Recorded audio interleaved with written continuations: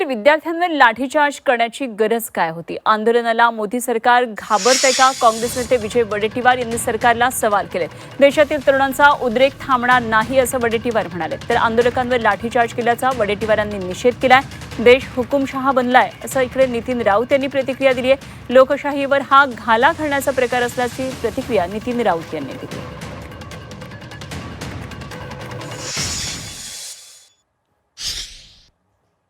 कालच्या लाठीचार्ज करण्याची का गरज होती? शांततामय आंदोलनाला त्या पद्धतीनं चिरडण्याची का आवश्यकता होती?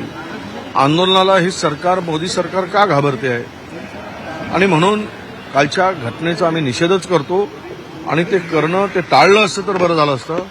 पण असं आहे की त्या कालच्या आंदोलनाला ज्या पद्धतीनं हाताळलं गेलं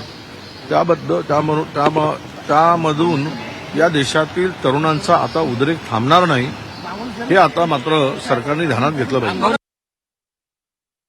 आपला देश युवांचा देश आहे असं घसा कोरडा करून सांगण्यात येतं की युवकांची लोकसंख्या ही देशामध्ये सगळ्यात मोठी आहे आणि जेव्हा या देशातला युवक, या देशातला विद्यार्थी हा उद्विग्न होतो, मोर्चा काढतो आणि अशा प्रकारची लाठीचार्ज करून त्यांना त्या ठिकाणी कुचलल्यासारखं करता येणं, ज्या घटना मी बघत होतो, एका मुलीला अशा पद्धतीने मारलं की ती क्रिटिकल आहे।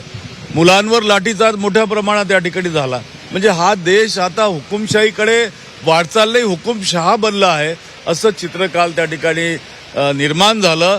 हा सरासर या देशाच्या लोकशाहीवर घाला घालण्याचा प्रकार आहे।